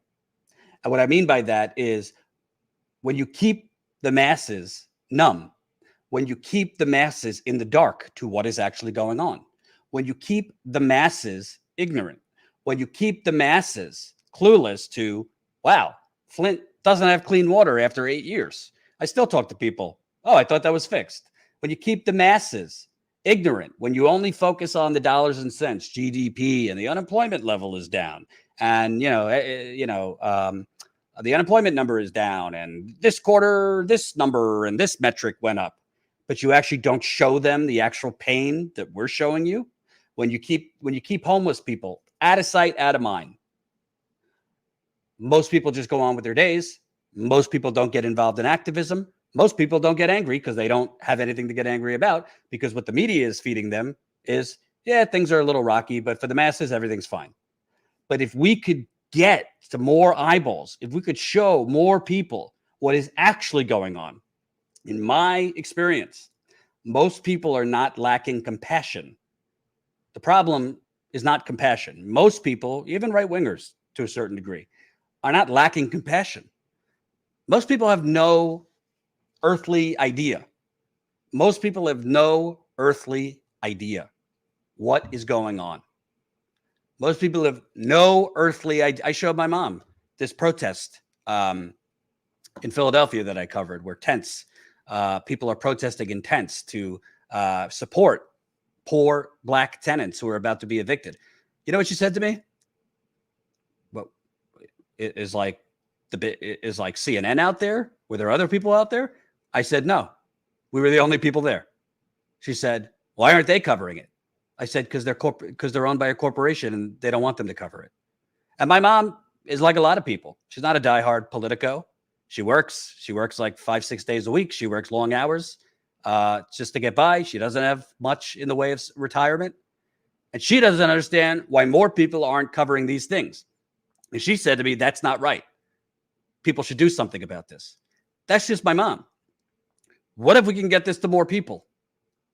What if we could get this not just to people who already think like us, but to other people? What if we could, we're not going to start the revolution or anything, but what if we could wake more people up? That is the goal. That is the goal of this. And I'm not going to lie, it ain't easy. You got people going live on bullshit. You got people that go live to 15 to 20,000 live viewers pushing bullshit and misinformation about COVID, pushing bullshit and misinformation about, studies on antidepressants. You got people that go live and push bullshit and, leftist content, which is more like, wow, this sounds a lot like right-wingers. You got people that go live and literally, if you look at their headlines, almost, let's say 7 out of 10 headlines is, going after other YouTube channels because they're, not left, or they're corrupt, or they're sellouts. You got people who go live really just for entertainment. And some of these people are fine. I'm down with a little popcorn and food fights and entertainment from time to time. But we basically have a void of actual, not just on the ground reporting, of any reporting. And the incentive, if you are new on YouTube, if you are new on TikTok, if you are new on Twitch or whatever the platforms are, because there's a new one every day, the incentive is not to cover this. The incentive is not to cover poor people about to be evicted.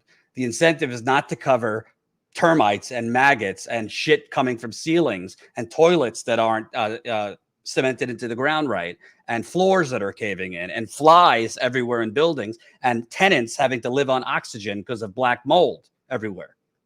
The incentive is to cover conflict, sensationalism, Democrats versus Republicans, the January 6th, 24/7. Listen, I think January 6th was an attempted coup. I think it should be covered. I don't think it needs a 10-hour pregame show. I don't think it needs to be covered 24/7. And I think other things should be covered. So the bottom line is, it's really up to you. I could take this only so far. I need help. And I also announced, come the fall, I'm taking some time off. Not for vacation. I'm taking some time off because I've been basically procrastinating and delaying writing a book for the last 3 years. And I can't do live streams every day and investigative journalism and write a book. Can't do it. I have to focus. So come the fall, probably around Thanksgiving time, I'm going to start taking some time off. It's going to probably be a few months. So that's why right now I'm trying to line up new hosts who obviously I need to pay. So we keep the channel going and growing. I'm looking for a new reporter.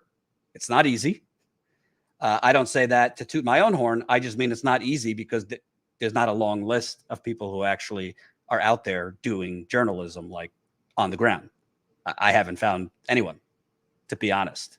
I don't need me. You don't need a mini me, but we do need people with some experience reporting, some experience on the ground, who have good judgment, who are tenacious, who have a little righteous indignation. If you know anyone like that, or if you're like that, reach out. We are looking for people that could fill in and maybe even, stick around for a while with us. With all due respect, not trying to, pick activists off the street. We're looking for people with a little journalism experience. If you don't have if you don't have a lot of journalism experience, at least people that have some on-camera experience, because there's a lot of people that are great writers that are like watching paint dry on air, and there's a lot of people that have a presence on air but are kind of grifters and charlatans, and I wouldn't trust with journalistically. So this whole long-winded thing is a way of saying we need your support. We need your support. And by the way, we just got something that's important to say. Melissa, you just changed your membership level. So you could also, if you're already a member and it's possible for you, you could also up your member contribution. So let's say you're a $5 a month member. If you have the means, you could bump up to $10 a month. Let's say you're a $10 a month member and you have the means, you could bump up to $20 a month. There's some people that are signed up right now as free members, which, it's just, we really just have your email basically, but you don't get, the perks of the monthly Zoom call, the behind the scenes videos. You could bump up from free to $5 a month. Colin, how do they do that if they want to bump up? Yeah, all you have to do is assuming you're on the new website, StatusCoupMember.com, and you're logged in, just click your profile icon in the top right, and it'll come up with some options, and you'll see where it says whatever your membership level is, $5, for example, and then right to the right of it is a little blue button that says, it was either edit or change, I'm blanking, but one of those, and you click on that, and then you can go to any membership level you want. And to the people who just signed up as members, how do they get access to our members Discord? Just click on the member site. There's a member only content section. You just click on that, and there's a big old image of a Discord icon, and you click on that, and that should bring you over to the Discord room. If you have any issues, just email info@statuscoup.com. And if you're a new member, the website is StatusCoupMember.com, StatusCoupMember.com. Bookmark it. And there you could go see member content, the button to click on for Discord. You could also donate at that site too if you're a member and you want to make an extra contribution to support this reporting. A lot of great features on StatusCoupMember.com. Let me start shouting out some super chats. By the way, we have a lot more content that we haven't even gotten through today. So we're going to be doing this probably throughout the week, going through reporting that we did from the road trip. I think we did at least 9 or 10 live streams from the road, a lot of shorter videos too. So this is just the tip of the iceberg. We're probably going to go through more tomorrow, Wednesday, Thursday. Actually, tomorrow, as a reminder, we're going to be live from Philadelphia. We're doing a follow-up at this site where the low-income tenants are being forced to be evicted because of a greedy landlord who's selling to a greedy real estate developer. There is a protest encampment with tents that have popped up. A judge has ruled that they need to leave, that the protesters need to leave in the tents. So we're going there. It's important to stay on this story because, frankly, no one else is covering it. And I don't know why these fucking spammers are in the chat. It's really, really bad. But please support us. Let me read some super chats. And if we get some new members, I'll shout you out before we go. So let me read super chats, which we always appreciate. Hold on. Humor. Oh, wait. Yonina, I hope I'm pronouncing it right. $2. Here is an off-brand cup of Joe Biden. Thank you. I don't know where you can get a cup for $2 these days, but thank you for that super chat. Eleanor, $5. Thanks, Jordan, to you and crew for keeping up the fight to expose the truth. Thank you for the super chat and the kind words. Shout out to new YouTube member, Real House. Shout out to new YouTube member, Sather Day. I hope I'm pronouncing that right. Shout out to new YouTube member, Adrian Stearns. Shout out Amberly Grigo. Thank you for lifting up the stories of the downtrodden. Independent media that lifts people up instead of punching down makes all the difference. I agree. Thank you for the kind words. Veronica McShane, $9.99. Thanks for all you do. Thank you, Veronica. And by the way, guys and gals, if you missed it, I interviewed Veronica and several other survivors of the teen boot camp industry. So I interviewed them a couple weeks ago. We aired it a couple days ago. I think it's about an hour and a half. It's definitely an emotional interview. These are several women that as teenagers were forced in some cases, essentially kidnapped into a, what they called a recovery kind of camp for troubled teens, but was actually in some cases human trafficking, in other cases torture. So they told, Veronica and others told their story. I would really, if you have time this week, watch the whole live stream, share it. It's definitely something that is important to cover. So thank you, Veronica. Sather Day, $10. Thank you. Tony Dallas, $5. Question for Steve. He's gone. Isn't this the result of economists dismissing info or being fed BS statistics? Economists are blind. They don't talk to ordinary people. And that's by design, by the way. And it's not just economists who are blind. A lot of these hoity-toity, elitist, Harvard professors and Yale professors and, people in academia that are usually writing columns for the New York Times and the Washington Post and Bloomberg and Reuters and USA Today and featured on cable news segments to wax poetic that we're not in a recession or, the economy is actually doing well. Most of those people do not leave their nice gentrified neighborhood, Harvard Yard, So yes, sorry, Steve wasn't here to answer. He had to go. Roberto Lewis, new member on YouTube. Thank you, Roberto. John Ramsey, $10. Thank you, John. Veronica, $4.99. You were more responsive than any other journalist that I reached out to, both independent and mainstream. I reached out to RBN, haven't gotten a response. Yeah, I get a lot of people who reach out. Obviously, everybody wants their story covered, which I understand. I try to respond to as many people as I can. Obviously, I can't cover everything. I'm only one person. I also need time for myself, my wife, my dog. Yeah, it is concerning, actually, and frustrating because I do hear from a lot of people that when I interview them that they've reached out to, let's just say it, Jimmy Dore, other YouTube hosts, independent people that proclaim to care about these issues, but they never hear back. And in fairness, those people can't cover it all either. But a lot of these activists do not hear back from so-called lefty independent media hosts. And by the way, sure, I'm on the ground. I think that adds a completely different element. But there's nothing stopping YouTube hosts with much bigger platforms than us of interviewing these people. They got producers. They could search them out, put out a little call. We're looking to interview people being hurt by inflation, homeless people, people facing eviction. I'm sure Jimmy Dore and others would be flooded with people who want to talk. There's a reason they don't. I'll leave it at that. Eleanor, $10. Thank you. Mainstream media can't do real journalism because they're beholden to advertisers. This is the only real journalism out there. Instead of buying P&G products, support Status Coup, a voice of truth. Thank you, thank you, thank you. I'll also extend it beyond corporate media because I also think we need to call out independent media sometimes too. A lot of independent media are beholden to the algorithm. And what I mean by that is clicks. And there are channels that have literally said, yeah, when we do more substantive stuff, it doesn't do as well.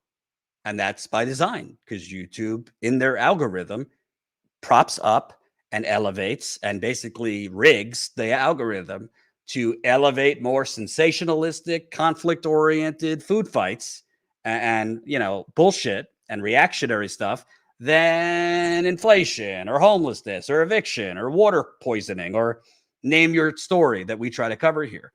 I mean, it is frustrating because we've been at a wall for a while in terms of growth on YouTube. We don't really grow because YouTube doesn't recommend us and they don't show us the new subscribers. And it's frustrating sometimes when you see other channels that clearly are trying to play the algorithm, clearly have shifted to, being more, I would say, anti-vax, being more vaccine skeptics, focusing more on cultural bullshit and the culture wars. They're doing incredibly well because that's what YouTube elevates. That's what YouTube pushes, that kind of content. So the reality is, sure, we could do more of that, but I don't really think people would recognize us. I've tried to mix in doing more trendy stuff and stuff like that. But at the end of the day, the core of what we're trying to do is being a voice for the voiceless, giving them a microphone and covering what the corporate media covers up. And it takes a huge, huge weight off my back, Colin's back. If we're not going to get the views because YouTube's not going to, give us a fair shake, then at least we don't have to worry as much about trying to play for clicks and this and that because we have stable revenue coming through our members, through our patrons, which, by the way, we just got. Oh, I didn't even think to look at Patreon. So let me look if we got new patrons while I've been live because we do have a Patreon too. Yes, welcome new patron, Royal Tampa. So that's a new patron. So I think that's 23 new members today between our website, YouTube, and Patreon. So maybe we can get a couple more before I sign off. But at the end of the day, every member matters. If you think, what does it matter? It's, $5 a month. That's not going to change anything. It actually does. Every single member matters. And again, to try to get larger funding, it makes a huge difference. If I could say to a potential donor or investor, hey, this is how many members we have. This is how much money we're bringing in.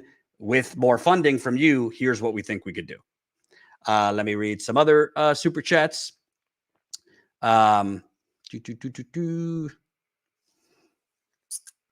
Double K, 1999. Thank you, Double K. Joshua Jenkins, $10. Minorities to the Democrats are nothing but tokens and political props. I agree. Humorous, $2. I agree with Eleanor.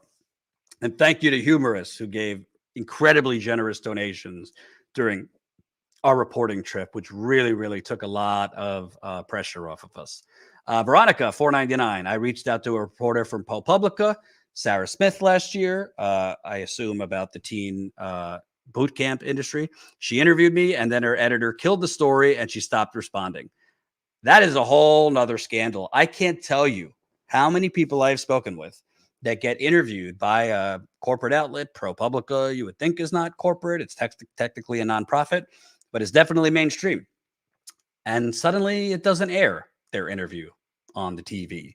Or suddenly the written article gets killed, like Veronica is talking about.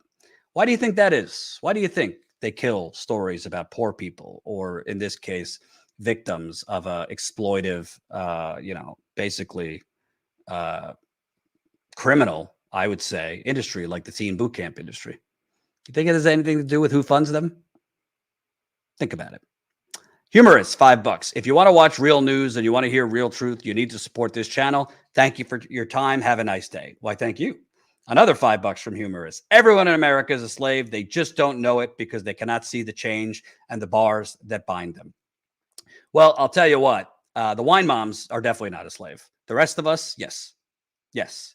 Malena, $5. Can you please look into the new Build Back Better 2.0 Inflation Act and explain it to us? They are saying anyone making under $200,000 will get a tax increase. I haven't had a chance because we were on the road for 8 days. And when we got back, there was follow-up stuff. By the way, to Status Coup members, hint, hint, boy, do I have a story for you in the next members call. Colin, come on for a second. For the next members call, do you think there was something that happened over the weekend that would be interesting to tell the members about? Possibly. might be something rather interesting that happened. Yes, something very, very interesting happened. Something that required 4 to 5 days of my attention. Kind of shows what we're dealing with as a small independent channel. Can't say more, but I will say more to our members during our members call. Let's just say how do I put this without giving it away? We were the bullseye of, we were caught in the crosshairs of the United Corporations of America. I'll leave it at that. So that was a fun 4 or 5 days exercise that I've been dealing with behind the scenes. So we'll share some of those details with our members on the next members call. Sign up. Malena, $5. Could you please? Oh, I just read that. I will look into it. I will. I'm not. By the way, I'm not doing cartwheels for this new thing. From the top line, $370 billion for climate change, and it's all fucking like neoliberal tax incentives. You think that's going to stop the ice caps from melting or the planetary inferno tax incentives? It's a joke. This is a messaging bill to say, hey, historic achievement. I've already interviewed Michael Leidy. I could do it again. He's a healthcare expert on the whole lowering prescription drugs thing. We don't even know which drugs these are, and it doesn't even start till 2026, lowering these drug prices. And it's 15 drugs a year for 3 years. So in total, we're talking like 4 years. We're talking about maybe 75 drugs that they're going to lower. I'd like to know which drugs. And why is it starting in 2026? And why are we talking about lowering prescription drug prices instead of just making shit free? Like the rest of the fucking world. All right. Paul Gibby, $5. Real people, thanks Status Coup. Thank you. Humorous, $10. This is for Steve showing up. Thanks, Steve. You always bring something extra extraordinary to the show. Listen to. Love that road trip that you just had, Jordan. Thank you, thank you, thank you. By the way, I've been loving Steve Grumbine on Let's Get Ready to Grumble.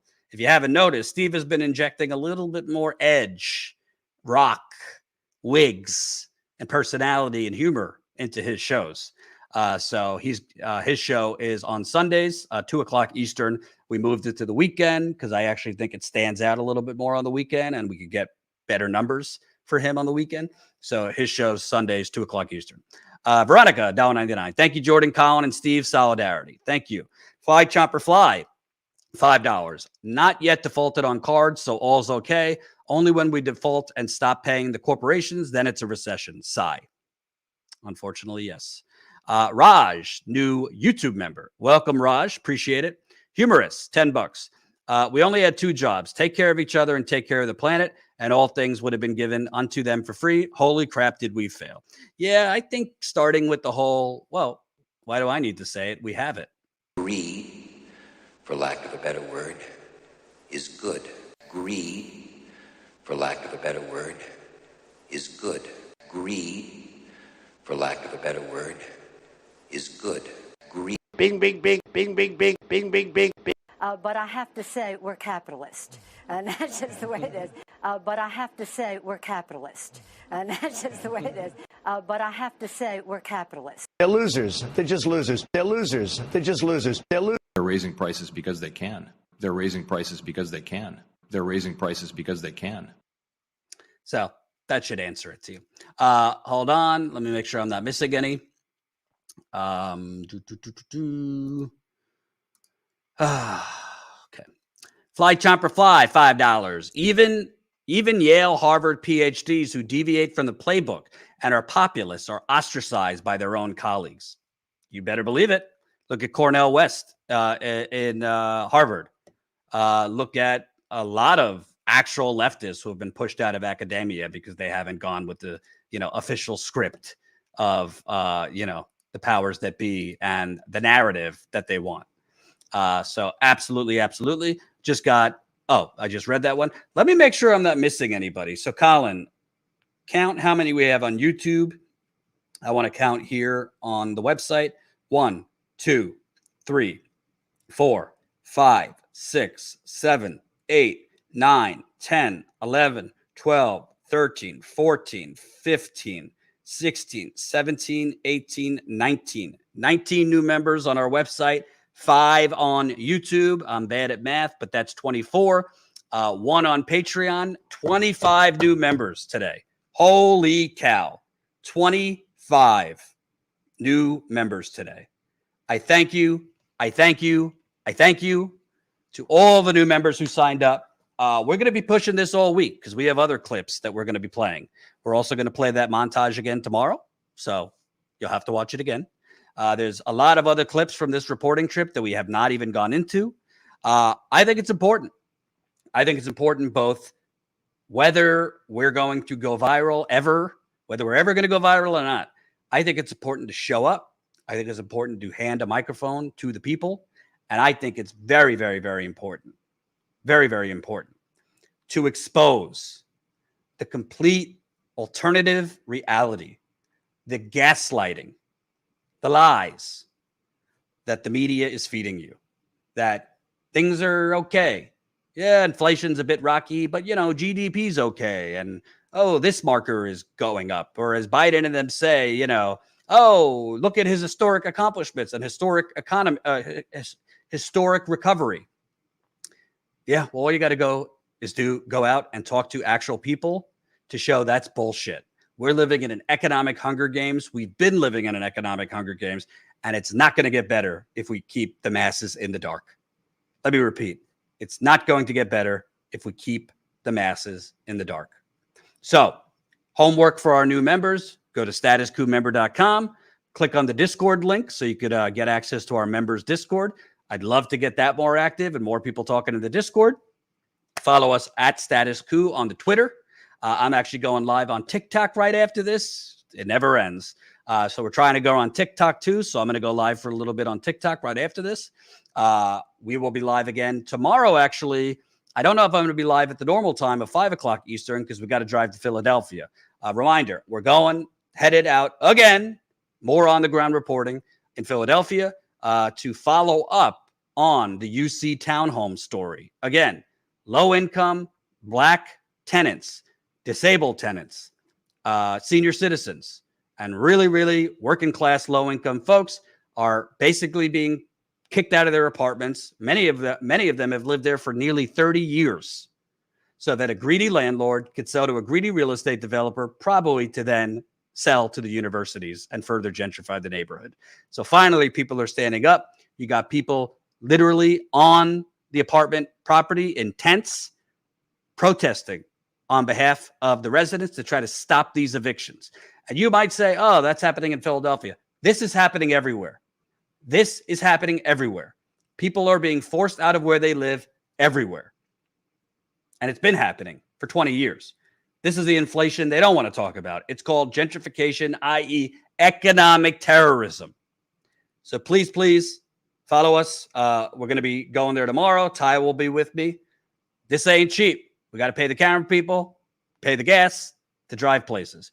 And FYI, exciting announcement, Colin will be moving soon. Colin, come back on for a minute.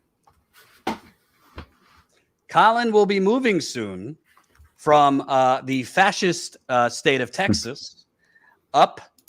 We won't say where he's moving, but up to the Northeast, closer to me, which is going to be really exciting because we've been doing this basically without me having a cameraman here. So once Colin is closer to me, we're going to be able to cover a lot more ground more consistently. So we'll be able to, hey, there's something going on 3 hours away. Let's go drive there today. We'll be able to do a lot more reporting. We'll be able to take shorter trips, something going on, I don't know, couple hours drive. Let's go for a few days. It doesn't need to be a full week. Let's go somewhere locally for a day. So Colin moving up is going to be really, really important, and we'll get him out of the hellscape that is Texas. Any thoughts, Colin? Yeah, I'm just sort of feel like I'm riding a tidal wave out of here, but it'll be exciting. Like you said, I'm excited to do more of the like you said, if something's actually like breaking and to cover in the field, we'll have the ability to sort of drop our stuff and go cover it real quick. And whether that's quick there and drive back or a several day trip, we'll have a lot of options to be able to cover more stuff, which will be exciting. Right. And also, thank you, Colin. Reminder, we're looking for some other folks. We're looking for a journalist to go on the ground. We've had Lewis, who is a freelancer, who's done some on-the-ground reporting for us. He's going to do some more stuff down there in Texas. We're looking for another one or two people that could go out there and speak with the people, interview people, build sources, maybe break some stories. It's not easy to find. So if you fit the bill, or if you have ideas and can send us to us, maybe it's a documentary filmmaker who maybe we could use in a more live on the ground capacity. Maybe it's a younger person who, has done some stuff in their community locally. Maybe doesn't have a ton of experience, but maybe they could grow and get better. We're not, we can't afford like seasoned, reporters that have 10 years of experience, but we're looking to grow because it can't just be me. I can't be the only person. So definitely, if you are somebody that's interested in that, think you fit the bill, we're not looking for like activists off the street. We're not, you can't like be organizing and involved with protests and then go cover it. That's kind of blurring the line of journalism and activism. But if you fit the bill, email us. If you know people that might, info@statuscoup.com, info@statuscoup.com. Always makes a big difference because, like I said, I'm going to be taking some time off, probably starting in November. So definitely reach out to us. I think I got every super chat. Thank you for watching. We will give you an update tomorrow around what time we'll be live from Philadelphia. It'll be in the evening. I'm thinking about 7:00 Eastern. We'll have some videos before then too. So thank you for watching. Definitely to the new members, sign up for the Discord, StatusCoupMember.com. And thank you so much, everybody, for watching. It makes a huge difference. Also to the new members, if you're not signed up yet, StatusCoup.com/text. That way you'll get a text message when we're live. That's another great way we could get around YouTube's fuckery. StatusCoup.com/text doesn't cost you anything. And to those of you that watch this whole thing and haven't signed up yet, I implore you, I beg of you. What did Kennedy say? Ask not what your country does for you, what you can do for your country, before the CIA got him. I ask you, I don't really know a spin on that. I just wanted to say it. Please support us if you can. There's a whole lot of people that ask you to become a patron, a member, or this, that. What are they doing, honestly, with your money? I honestly ask you, what are they doing with your money? Look at the landscape right now. Look at other channels, independent media. We know the corporate media. What exactly are they offering to change the country? Really? Are they using their platform, even if they don't go on the road, to highlight workers? When I was on the road, I interviewed fired Starbucks workers. We've covered the Amazon organizing for over a year. We covered the Starbucks workers before they unionized in Buffalo. We were on the ground there. We were covering John Deere workers on strike in Iowa last year. We're out there. What are they covering? I'm down with entertainment. I'm down with a little food fight from time to time. But what are they covering with your money? They're not giving a voice to these workers. They're not giving a voice to homeless people. They're not giving a voice to people facing eviction. We also covered the assassination of Jaylen Walker when we were on the road. We're going to show some of that tomorrow. We spoke with activists there. 25-year-old black man shot 47 times by police in Akron, Ohio. StatusCoup.com/join. We appreciate all the new members who signed up today. It makes a huge difference. We hope more of you will sign up. We'll see you tomorrow. Have a good night.